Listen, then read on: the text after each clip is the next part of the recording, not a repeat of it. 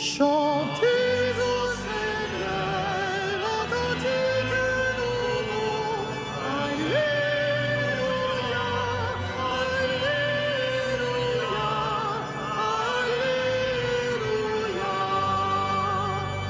Gloire au Messie venu parmi nous, c'est l'envoyé de notre Dieu.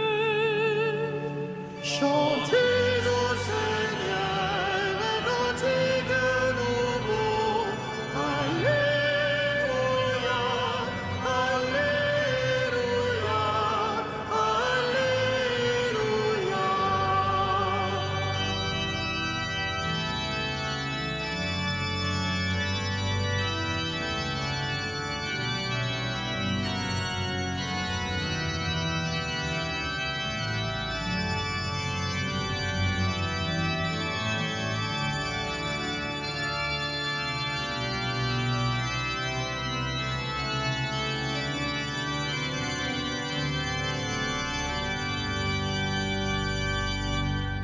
Gloire et honneur au Père très bon, à Jésus-Christ, au Saint-Esprit.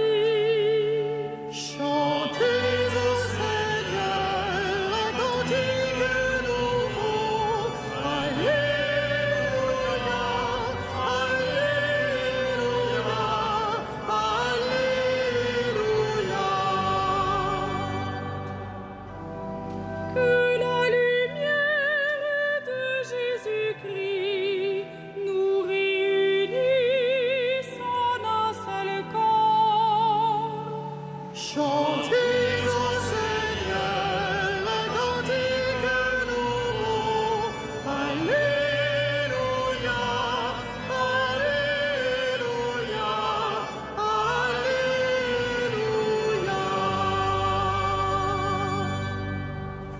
Au nom du Père et du Fils et du Saint-Esprit, la paix soit avec vous.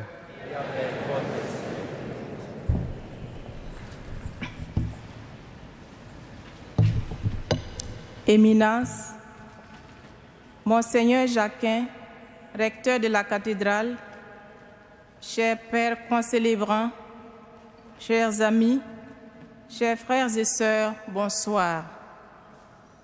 Aujourd'hui, à la fin de l'Eucharistie du dimanche, une plaque sera inaugurée à la mémoire de notre fondatrice, Anne-Eugénie Miret, Sainte Marie-Eugénie de Jésus.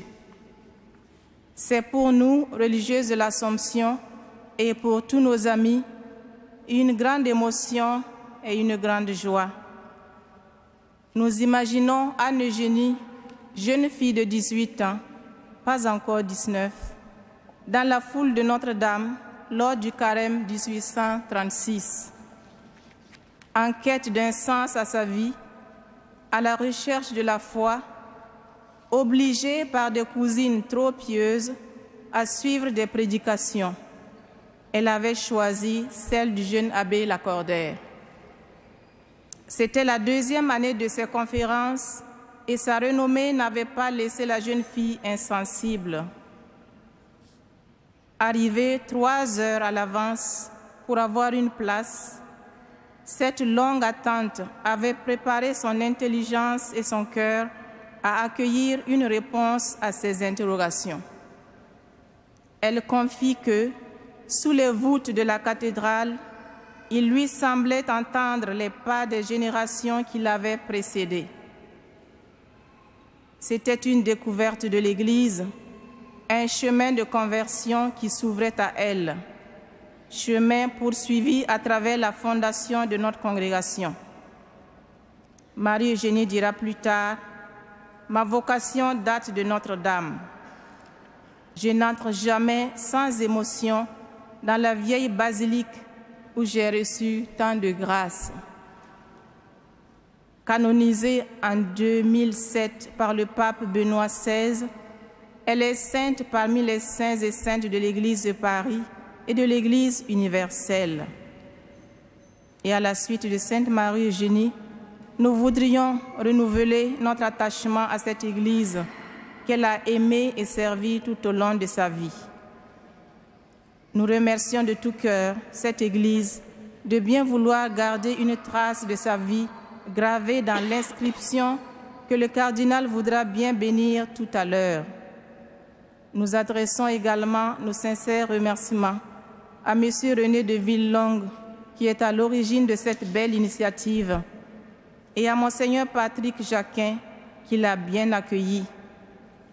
Merci au cardinal qui a accepté de bénir la plaque. Merci aux monuments historiques de Paris qui ont donné leur autorisation. Merci à tous ceux et celles qui ont contribué, d'une manière ou d'une autre, à la réalisation de ce projet. Merci enfin aux membres de nos 5 congrégations de l'Assomption. Merci à nos plus proches voisines, la belle et forte délégation de nos sœurs de Belgique. Et merci à vous tous et toutes venus partager la joie de la famille Assomption. Bonne célébration. Merci. Voilà, Sainte Marie Eugénie s'est inscrite dans la longue file des hommes et des femmes pour qui la visite dans cette cathédrale, le temps de prière, d'écoute, de rencontre, a été un moment déterminant de leur vie. Certains sont célèbres et bien connus, d'autres resteront à jamais inconnus. Mais pour nous tous qui sommes rassemblés ce soir, nous pouvons espérer que nous aussi, priant dans cette cathédrale, accueillant la parole de Dieu et essayant de rendre gloire à Dieu pour ce qu'il fait, nous soyons touchés par sa grâce afin de convertir notre vie. Préparons-nous à célébrer cette Eucharistie en reconnaissant que nous sommes pécheurs.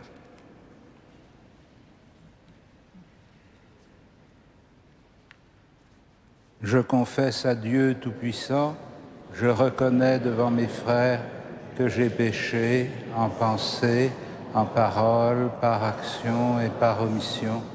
Oui, j'ai vraiment péché.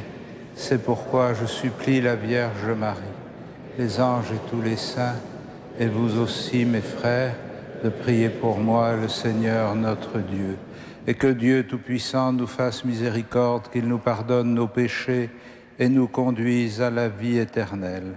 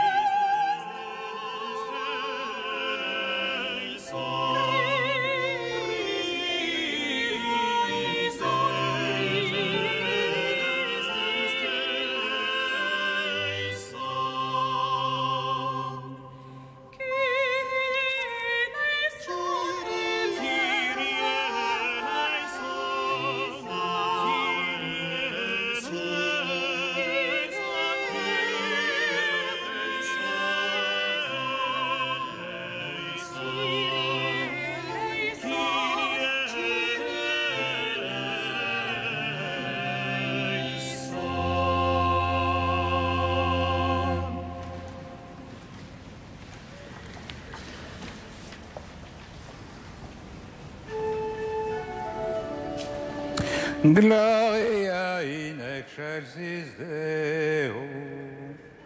Et in terra pax hominibus bone voluntatis. Laudamus te. Benedicimus te. Adoramus te.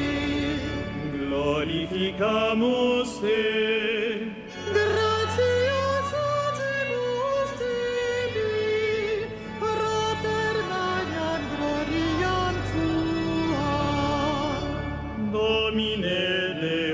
Rex Celestis, Deus Pater omnipotens, Domini Filii unigenite, Iesu Christe, Domine Deus agnus Dei, Filius Patris, qui tollis peccata mundi,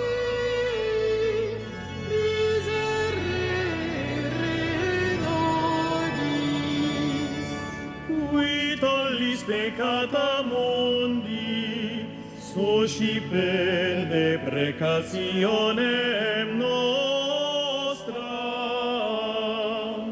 Qui sedes ad exteram Patris, miserere nobis. Oniam tu solus sanctus, Tu solus Dominus, tu solus altissimus Iesu Christe, cum Sancto Spiritu, in gloria Dei Patris. Amen.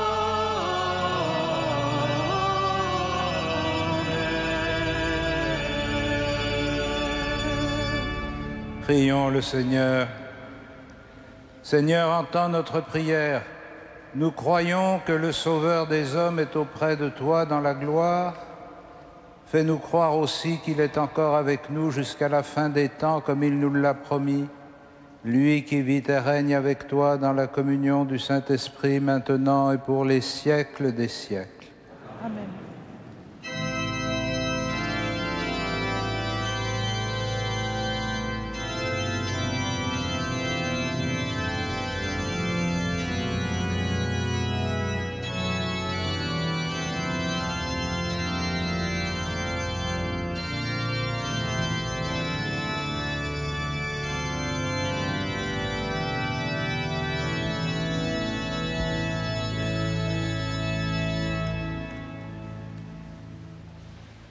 Lecture du livre des Actes des Apôtres. Les apôtres, après avoir vu Jésus s'en aller vers le ciel, retournèrent du mont des Oliviers à Jérusalem, qui n'est pas loin. La distance ne dépasse pas ce qui est permis le jour du sabbat. Arrivés dans la ville, ils montèrent à l'étage de la maison. C'est là qu'ils se tenaient tous, Pierre, Jean, Jacques et André, Philippe et Thomas, Barthélemy et Matthieu, Jacques, fils d'Alphée, Simon le Zélote et Jude, fils de Jacques. D'un seul cœur, ils participaient fidèlement à la prière avec quelques femmes, dont Marie, mère de Jésus, et avec ses frères. Parole du Seigneur.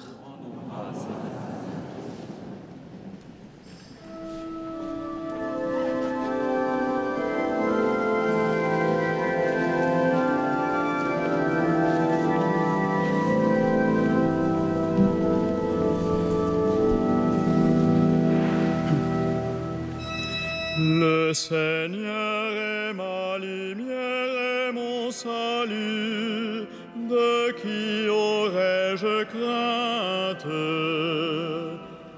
Le Seigneur est ma lumière et mon salut, de qui aurais-je crainte? Le Seigneur est ma lumière et mon salut, de qui aurais-je crainte? Le Seigneur est le rempart de ma vie, devant qui tremblerai-je? Le Seigneur est ma lumière et mon salut, de qui aurais-je crainte? J'ai demandé une chose au Seigneur, la seule que je cherche, habiter la maison du Seigneur tous les jours de ma vie. Le Seigneur est ma lumière et mon salut, de qui aurais-je crainte? Écoute, Seigneur, je t'appelle, pitié, réponds-moi. Mon cœur m'a redit ta parole, cherchez ma face. Le Seigneur est ma lumière et mon salut, de qui aurais-je crainte?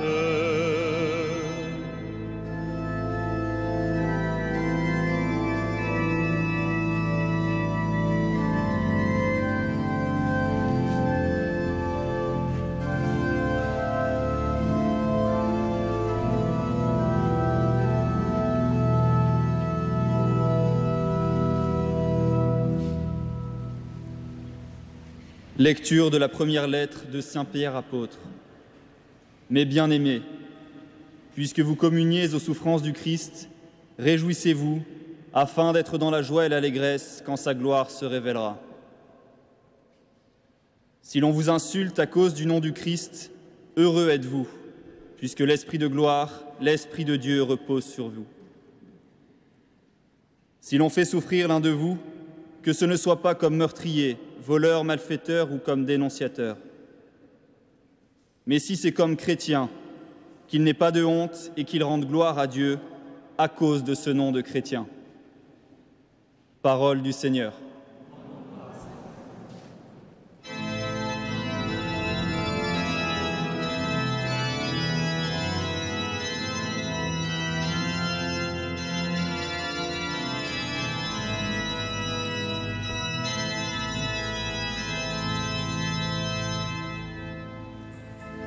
Alléluia, Alléluia, Alléluia, Alléluia, Alléluia, Alléluia.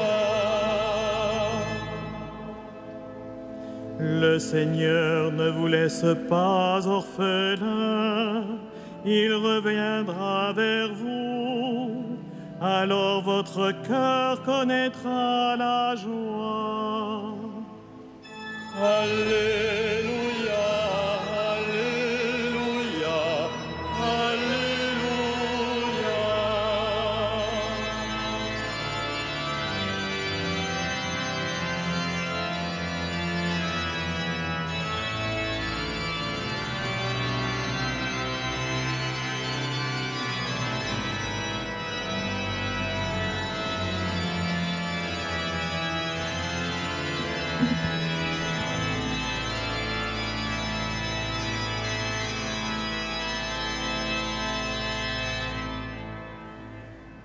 Le Seigneur soit avec vous. Et avec votre esprit. Évangile de Jésus-Christ selon saint Jean. Gloire à toi, Seigneur.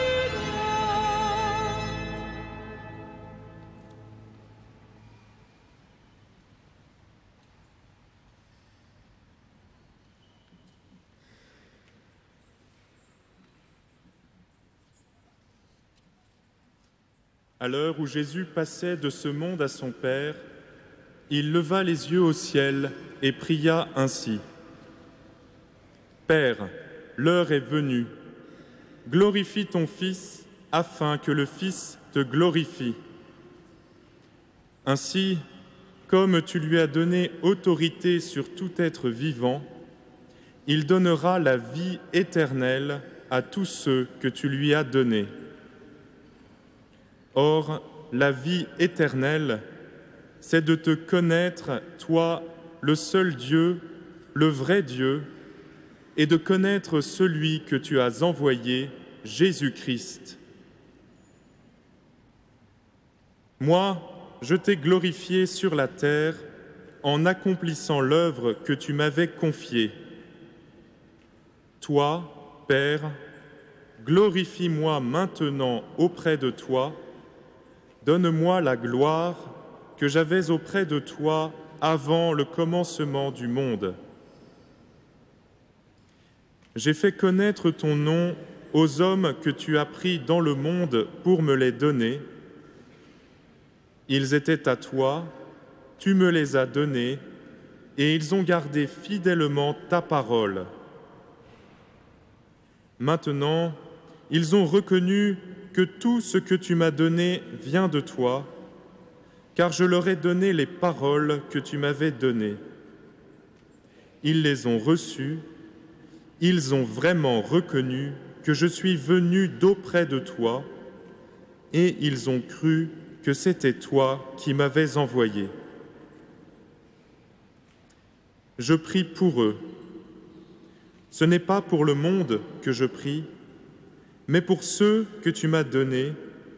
Ils sont à toi, et tout ce qui est à moi est à toi, comme tout ce qui est à toi est à moi, et je trouve ma gloire en eux. Désormais, je ne suis plus dans le monde, eux, ils sont dans le monde, et moi, je viens vers toi. Acclamons la parole de Dieu. Louange à toi, Seigneur Jésus.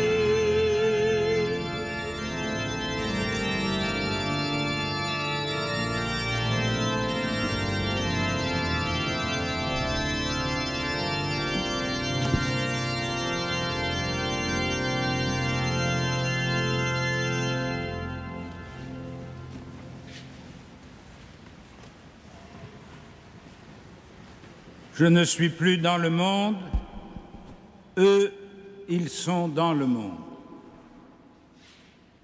Cette parole de la prière de Jésus à son Père éclaire d'une façon tout à fait particulière non seulement la situation du groupe des disciples qui l'ont vu s'en aller vers le ciel et qui se sont retrouvés seuls, mais encore la vie des communautés chrétiennes qui se sont développées à partir de cette communauté initiale de Jérusalem à travers le monde et qui vivent jour après jour, siècle après siècle, au milieu de ce monde, alors que lui, Jésus, n'est plus dans ce monde.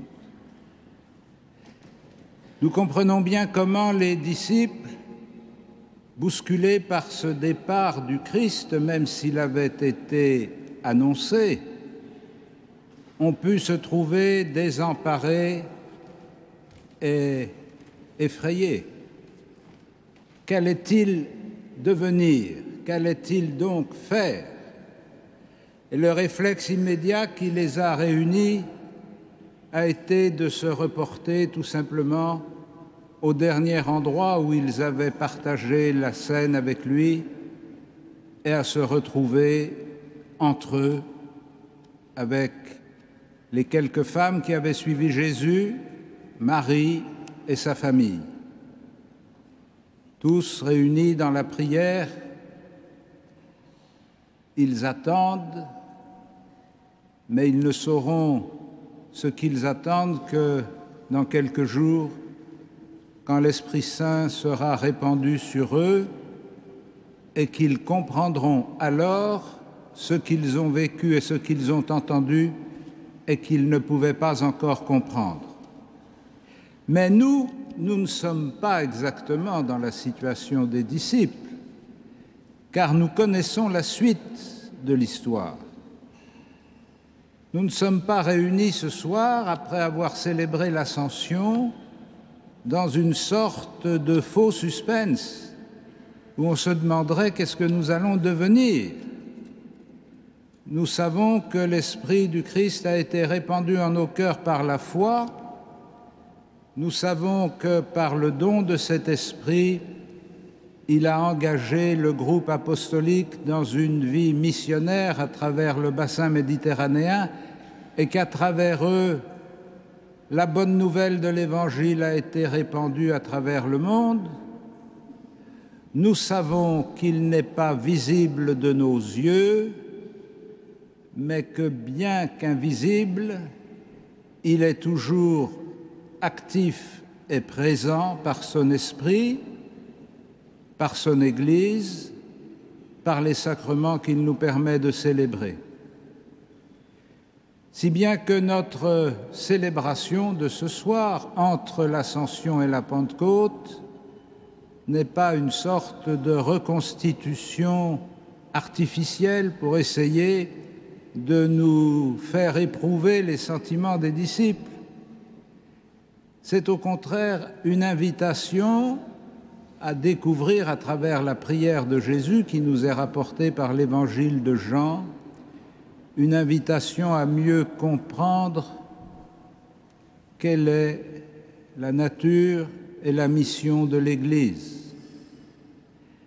Elle se constitue par l'assemblée des croyants, telle que nous la voyons dans les Actes des Apôtres et telle qu'elle va se perpétuer au-delà. Elle se constitue par une assemblée d'hommes et de femmes dont la présence est motivée par la foi. Elle se constitue par la certitude que la présence de chacun et de chacune, en répondant à l'appel que Dieu lui a adressé à travers les circonstances de sa vie, l'installe comme un membre d'un corps et comme solidaire de ce corps. Elle se constitue pour que chacun et chacune des membres de l'Église puisse se fortifier de cette présence, puisse développer sa foi en l'Esprit Saint, puisse nourrir la charité à laquelle nous sommes appelés. Ce moment constitutif de l'Ecclésia, de l'Assemblée de l'Église, du peuple de Dieu réuni par parcelles à travers le monde, mais réuni mystiquement en un corps unique, que ce peuple de Dieu est celui pour lequel le Christ a prié, et que quelles que soient les péripéties de l'histoire, les situations plus ou moins critiques ou dramatiques à travers lesquelles telle ou telle partie de l'Église est plongée selon les drames de l'existence humaine, nous ne doutons pas que cette prière du Christ atteigne son but et que ce qui survient à la vie de l'Église est appelé à manifester la gloire de Dieu aux yeux des hommes. Nous ne sommes pas une entreprise en quête de reconnaissance. Nous sommes un peuple habité par l'Esprit du Christ pour endurer au long des âges ce qui manque encore à ses souffrances pour accomplir le dessein de Dieu. Mais ce peuple rassemblé n'est pas rassemblé simplement pour se donner à lui-même sa raison d'être et sa force. Il est rassemblé pour aller à la rencontre du monde qui l'entoure, des hommes et des femmes qui sont nos contemporains, ici dans ce pays comme à travers le monde. Ce peuple, il est rassemblé pour poursuivre la mission du Christ au service de la vie humaine, c'est-à-dire en se mettant au service de nos frères dans les besoins qui apparaissent à travers les différentes situations du monde, mais aussi pour affirmer que l'existence humaine à laquelle nous prenons notre part et pour laquelle nous essayons de faire quelque chose ne prend tout son sens que dans sa dimension éternelle, c'est-à-dire qu'à travers chacune de nos existences, quelque chose est en train de grandir et de se développer, qui est la vie de Dieu lui-même, une vie qui n'a pas de fin. Cette vie éternelle dont nous parle l'évangile de Saint Jean. Et cette vie éternelle, il nous dit en quoi elle consiste. La vie éternelle, c'est qu'ils te connaissent, toi et celui que tu as envoyé, Jésus-Christ. Et nous découvrons ainsi que dans les errements, les hésitations, les recherches qui traversent l'histoire des hommes, il y a une clé qui est la connaissance de Dieu et la connaissance du Christ. Et que cette clé nous a été remise pour que nous la partagions, pour que nous la proposions, pour que nous l'annoncions de telle façon que, à travers toutes sortes d'événements, le chemin de la vie apparaisse de manière plus claire et que surtout, le plus possible d'hommes et de femmes en ce monde entendent le nom béni de Dieu et l'annonce du Christ Jésus. C'est donc dire que cette nature et cette mission de l'Église se concrétisent chaque fois que le peuple de Dieu est rassemblé et qu'elle s'accomplit chaque fois qu'il se disperse pour aller annoncer la bonne nouvelle aux hommes. Nous avons besoin de l'Église pour affronter l'absence visible du Christ. Mais l'Église a besoin de nous pour que le Père et le Fils soient annoncés et connus de par le monde. Et pour qu'ils soient annoncés et connus, il ne suffit pas que nous en parlions, il ne suffit pas que nous en fassions des discours, il faut que nous en vivions. Il faut qu'à travers chacune de nos existences apparaisse comment cette présence de Dieu change la manière de vivre, comment cette présence de Dieu nous remplit de joie, alors même, comme nous le dit l'épître de Pierre, que nous communions aux souffrances du Christ. Il faut que notre existence fasse apparaître que nous sommes remplis de confiance alors que l'avenir se présente comme un doute permanent. Il faut que notre existence fasse apparaître que nous sommes remplis de confiance alors que les hommes et les femmes autour de nous vivent dans la crainte et la méfiance. C'est à travers cette sérénité, cette confiance, cette paix que nous recevons de Dieu que nous pouvons oser dire le nom de celui qui est la vie, qu'ils te connaissent, toi, le seul vrai Dieu, et celui que tu as envoyé, Jésus-Christ. Amen.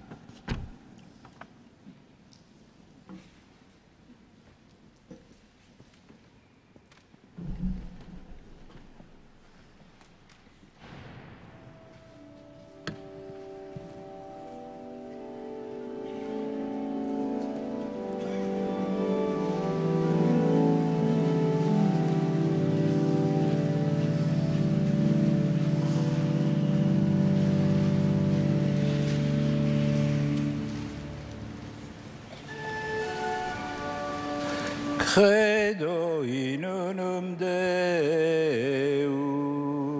Patrem omnipotentem, factorem celi et terri, visibilium omnium et invisibilium. Et in unum Dominum Iesum Christum, Filium Dei unigenitum, Et ex Padre natum, ante omnia saecula. Deum de Deo, lumen de lumine, Deum verum de Deo verum. Genitum non factum, consubstantialem Patri, per quem omnia facta sunt. Qui propter nos homines, et propter nostram salutem, descendine celis. Et incarnatus est de Spiritus Sancto, ex Maria Virgini, et homo factus est. Crucifixus etiam pro nobis sub Pontio Pilato passus et sepultus est. Et resurrexit tertia die, secundum Scripturas. Et ascendit in caelum, sedet ad exteram Patris. Et iterum venturus est cum gloria, judicare vivos et mortuos, cuius regni non erit finis. Et in Spiritum Sanctum Dominum, et vivificantem, qui ex Patre Filioque procedit. Qui cum Patre et Filio simul adoratur, et conglorificatur, qui locutus est per profetas. Et unam sanctam catholicam et apostolicam ecclesiam Confideorum baptisma in remissionem peccatorum. et expecto resurrectionem mortuorum. Et vita venturis seculi. Amen.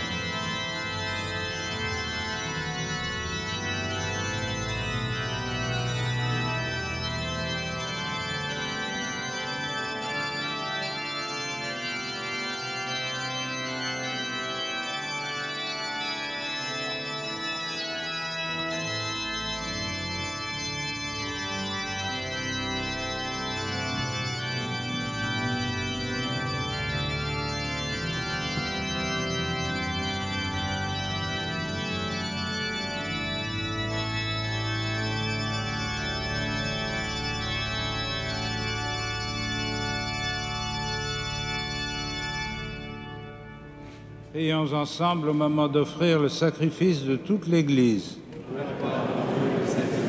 Seigneur, avec ces offrandes, reçois les prières de tes fidèles. Que cette liturgie célébrée avec amour nous fasse passer à la gloire du ciel par Jésus le Christ, notre Seigneur. Le Seigneur soit avec vous. Et avec votre esprit. Élevons notre cœur. Nous le tournons vers le Seigneur. Rendons grâce au Seigneur notre Dieu.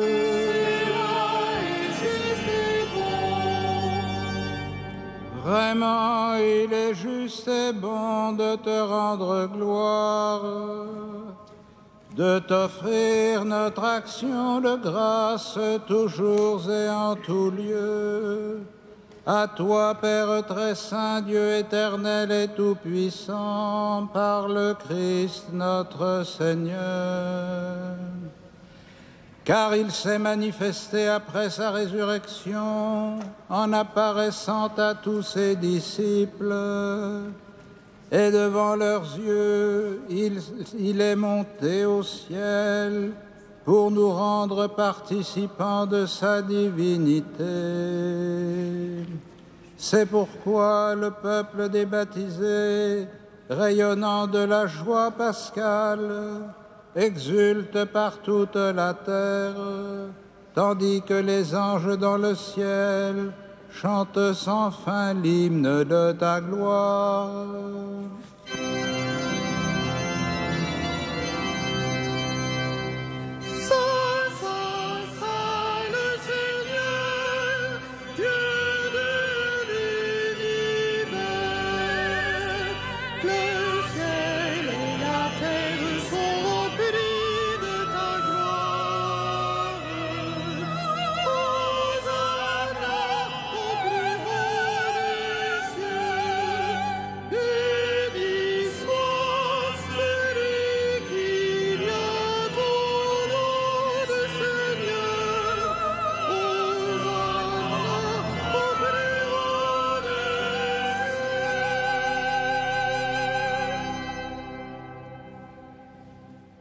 Tu es vraiment saint, Dieu de l'univers, et toute la création proclame ta louange, car c'est toi qui donnes la vie, c'est toi qui sanctifies toutes choses par ton Fils Jésus-Christ, notre Seigneur, avec la puissance de l'Esprit Saint. Et tu ne cesses de rassembler ton peuple afin qu'il te présente partout dans le monde une offrande pure. C'est pourquoi nous voici rassemblés devant toi, et dans la communion de toute l'Église, en ce premier jour de la semaine, nous célébrons le jour où le Christ est ressuscité d'entre les morts. Par lui que tu as élevé à ta droite, Dieu Tout-Puissant, nous te supplions de consacrer toi-même les offrandes que nous apportons. Sanctifie-les par ton Esprit, pour qu'elles deviennent le corps et le sang de ton Fils, Jésus-Christ notre Seigneur, qui nous a dit de célébrer ce mystère. La nuit même où il fut livré, il prit le pain, en te rendant grâce, il le bénit, il le rompit et le donna à ses disciples en disant : « Prenez et mangez-en tous, ceci est mon corps livré pour vous. »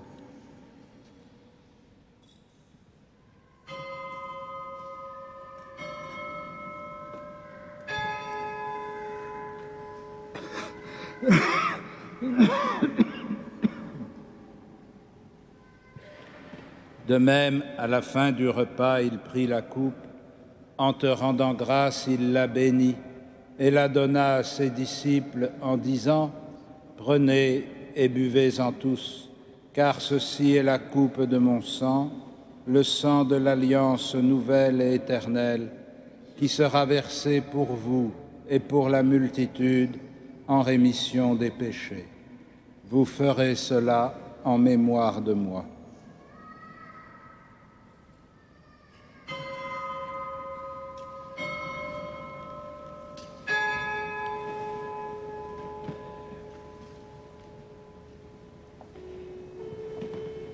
Il est grand le mystère de la foi. Nous proclamons ta mort, Seigneur Jésus.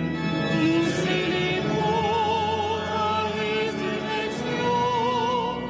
Nous attendons ta venue à la gloire. En faisant mémoire de ton Fils, de sa passion qui nous sauve, de sa glorieuse résurrection et de son ascension dans le ciel, alors que nous attendons son dernier avènement, nous présentons cette offrande vivante et sainte pour te rendre grâce. Regarde, Seigneur, le sacrifice de ton Église et daigne y reconnaître celui de ton Fils qui nous a rétablis dans ton alliance.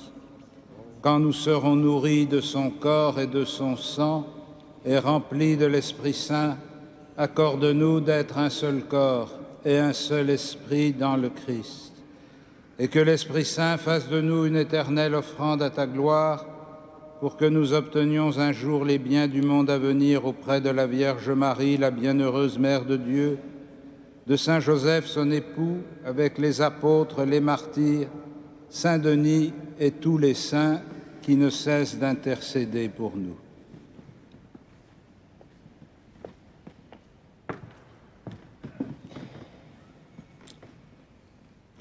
Et maintenant, nous te supplions, Seigneur, par le sacrifice qui nous réconcilie avec toi, étends au monde entier le salut et la paix.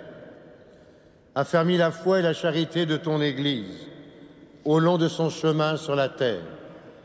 Veille sur ton serviteur, le pape François, notre évêque André, ses auxiliaires, l'ensemble des évêques, les prêtres, les diacres, tout le peuple des rachetés. Écoute les prières de ta famille assemblée devant toi. Ramène à toi, Père très aimant, tous tes enfants dispersés.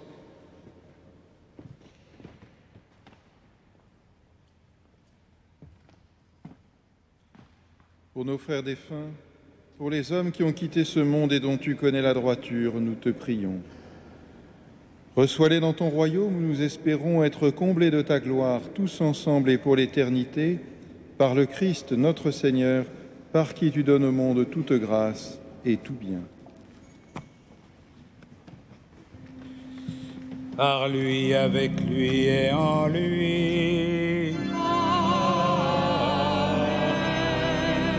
À toi, Dieu le Père Tout-Puissant, dans l'unité du Saint-Esprit.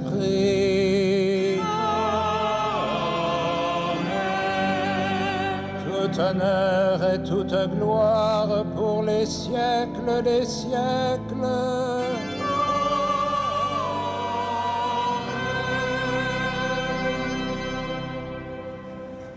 Unis dans le même esprit, nous pouvons dire avec confiance la prière que nous avons reçue du Sauveur.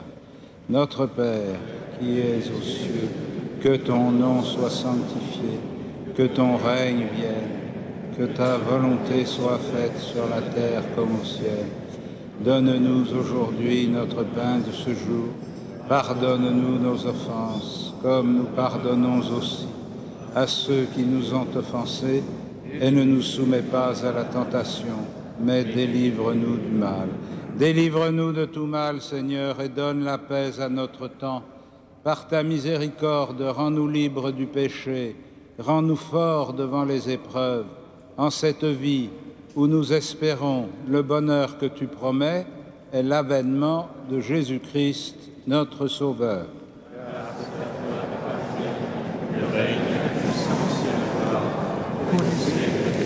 Seigneur Jésus-Christ, tu as dit à tes apôtres, « Je vous laisse la paix, je vous donne ma paix. » Ne regarde pas nos péchés, mais la foi de ton Église.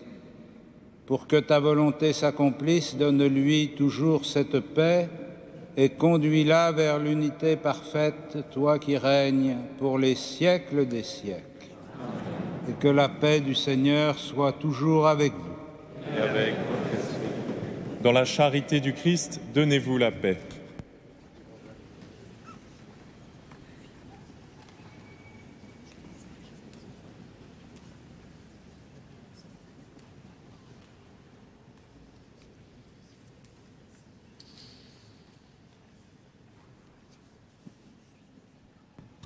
Heureux les invités au festin des noces de l'agneau. Voici l'agneau de Dieu qui enlève le péché du monde. Seigneur, je ne suis pas digne de te recevoir, mais dis seulement une parole et je serai guéri.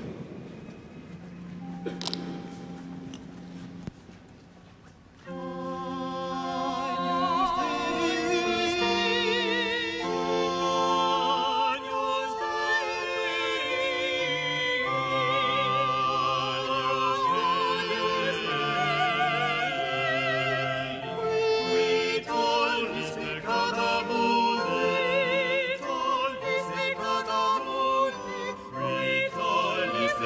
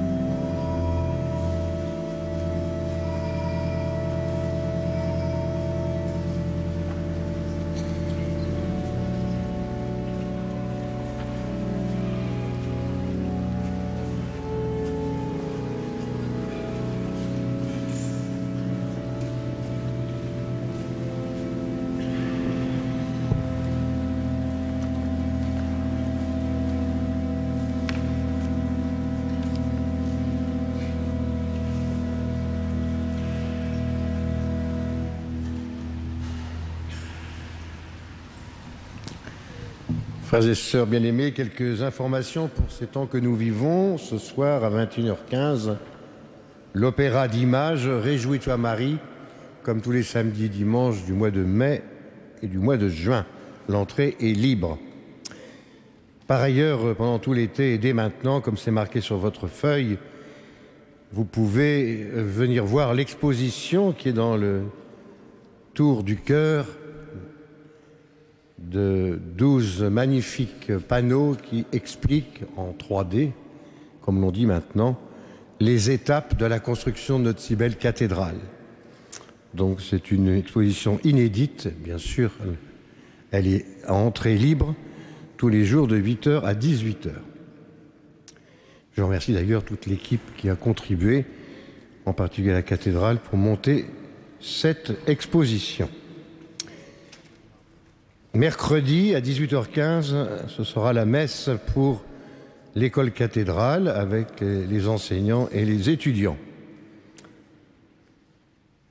Jeudi, adoration du Saint-Sacrement à la fin de la messe. Vendredi 6 juin, premier vendredi du mois, 15h, vénération de la Sainte Couronne d'Épines avec les chevaliers et le soir, après la messe, ostension de la Sainte Couronne d'Épines.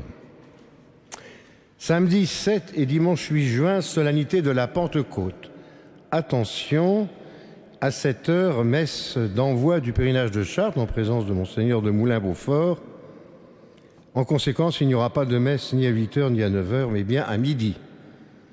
Et le soir, après les vêpres et la messe de 18h30 anticipée, comme d'habitude, à 21h, vigile de la Pentecôte, présidée par notre archevêque, avec l'ensemble des vicaires généraux, puisqu'au cours de cette Eucharistie, il sera donné la confirmation à 410 adultes, dont la moyenne d'âge est entre 25 et 28 ans pour le diocèse de Paris. Nous pouvons déjà prier pour toutes ces personnes qui recevront ce sacrement. Dimanche 8 juin, Pentecôte, donc, messe et office aux heures habituelles.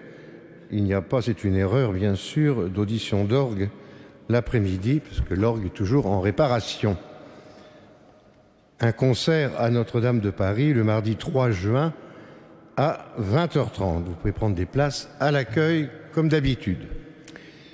À la fin de cette Eucharistie, après l'envoi, les clercs et la croix conduiront les sœurs de l'Assomption, leurs amis, jusque derrière la chaire avec le clergé pour procéder à, donc, comme on vous l'a dit, à la bénédiction de cette plaque pour sœur Eugénie Migret, sainte sœur Eugénie Migret.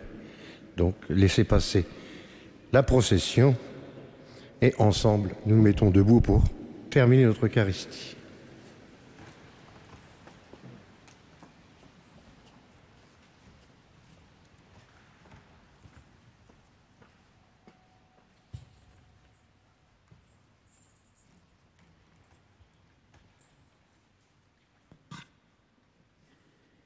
Dieu notre Sauveur, exauce-nous. Que notre communion au mystère du salut nous confirme dans cette assurance que tu glorifieras tout le corps de l'Église, comme tu as glorifié son chef, Jésus le Christ, lui qui vit et règne avec toi dans l'unité du Saint-Esprit maintenant et pour les siècles des siècles. Amen.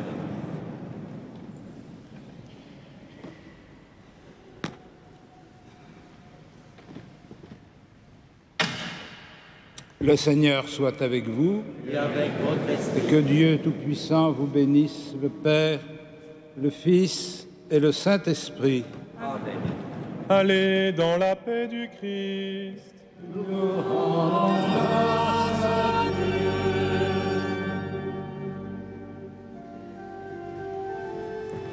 Regina Celi.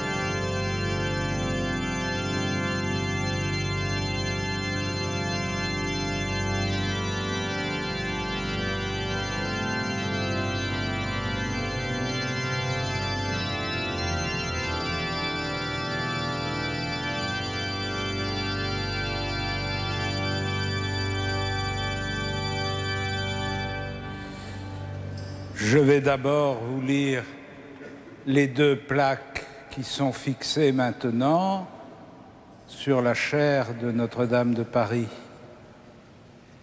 La première, en mars 1835, le père Lacordaire, qui devait restaurer en France l'ordre des frères prêcheurs, fonda les conférences de Notre-Dame.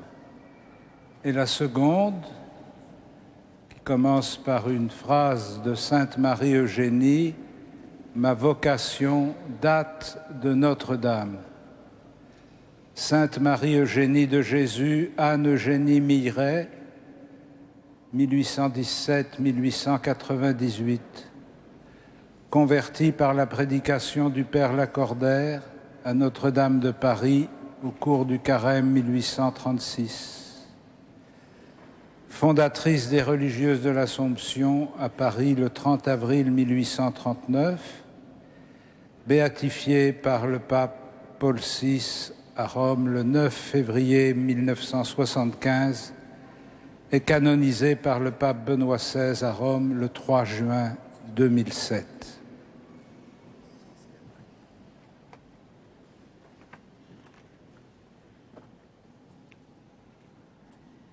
Nous te glorifions, Seigneur, car toi seul es saint. Dans ta pitié pour nous, tu as envoyé dans le monde ton Fils Jésus le Christ, qui est au commencement et au terme de toute sainteté. C'est lui qui a envoyé sur l'Église naissante son Esprit Saint consolateur pour nous apprendre les chemins de la sainteté, pour nous enseigner avec force et douceur, pour enflammer de son amour le cœur des fidèles, pour faire fructifier la semence de la grâce divine. Aujourd'hui, nous te glorifions, Seigneur, car tu as rempli des dons de ton esprit Sainte Marie-Eugénie de Jésus, que vénèrent tes fidèles rassemblés autour de cette plaque qui fait mémoire de sa conversion. Que tous imitent son exemple pour suivre le Christ et parvenir à la plénitude de l'homme parfait. Qu'ils annoncent l'Évangile par la parole et l'exemple, sans craindre même de verser leur sang pour lui. Qu'ils portent chaque jour la croix du Seigneur et se dépensent à ton service et au service de leurs frères. Qu'ils remplissent leur charge dans la cité terrestre, qu'ils l'imprègnent de l'Esprit du Christ et qu'ils gardent les yeux levés vers la demeure d'en haut, leur royaume où tu les recevras, Père, avec ton Fils et le Saint-Esprit, un seul Dieu, pour les siècles des siècles. Amen.